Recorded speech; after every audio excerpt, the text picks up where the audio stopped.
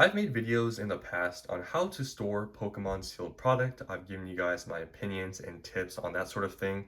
But today I thought we'd revisit this subject because you can see in front of me, I have an acrylic booster box case for this Lost Origin booster box. Honestly, I really never thought I was going to own one of these cases because I just was never going to spend the money on these because they're like $25.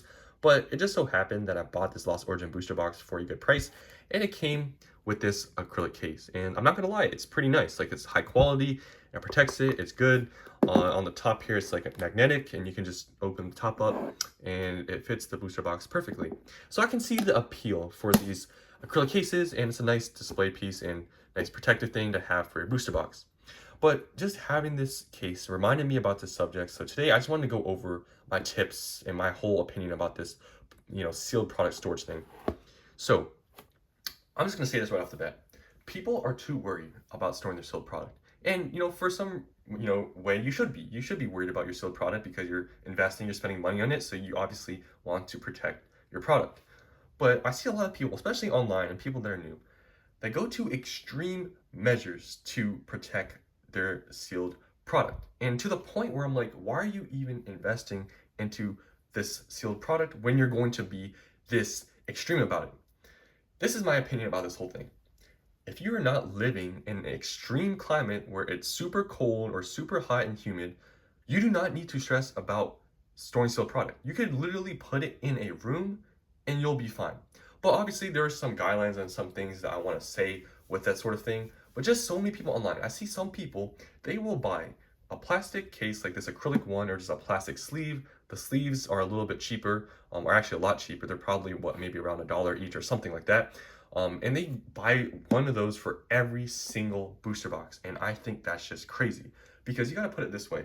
Obviously, this is an investment and you want to keep it safe. But if you're going to be spending that amount of money when you're buying, I don't know, it depends on the scale, obviously, but if you're going to be, buying hundreds of booster boxes and you're buying a case for every single one, just do the math. Like, you are spending so much more than you really need to, and you're not really adding any value to your product, and you could just use that money for still product. And at the end of the day, for most people out there, if you're not, like I said, living in an extreme climate, you don't need to go to these measures. It's very simple on how to store sealed product. So the guidelines, in my opinion, that you need to follow, that's very easy, that you don't even really need to think about, is just don't store your sealed product really in a basement, I would say, or in the attic. The reason for that is that in the attic, for most people, it's probably not climate controlled, so it's probably gonna get pretty humid up there in the summer. Um, and if a tree falls in your house, that's it's gonna probably hit your sealed product.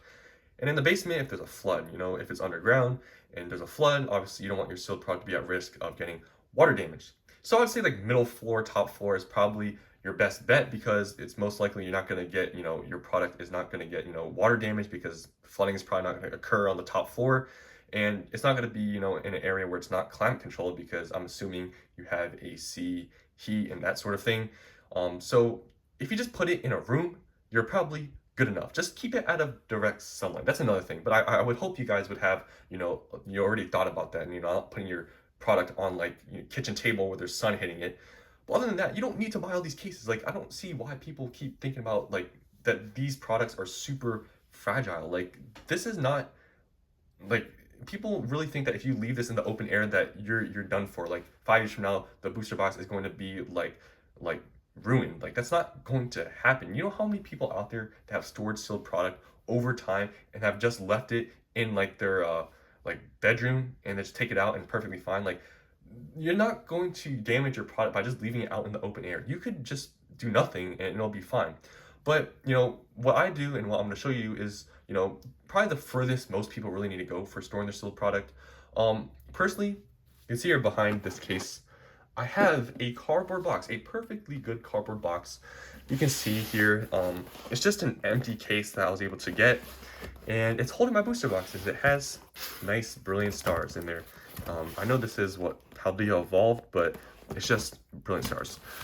So this is all I do. Literally every single one of my sealed products is in a cardboard box, and that's all I need. I've been doing this for years now, and that's all I need. You don't need extreme measures to store your stuff unless you live in some extreme climate or you're that paranoid. But like I said, if you're going to worry that much, you really shouldn't be investing in stuff.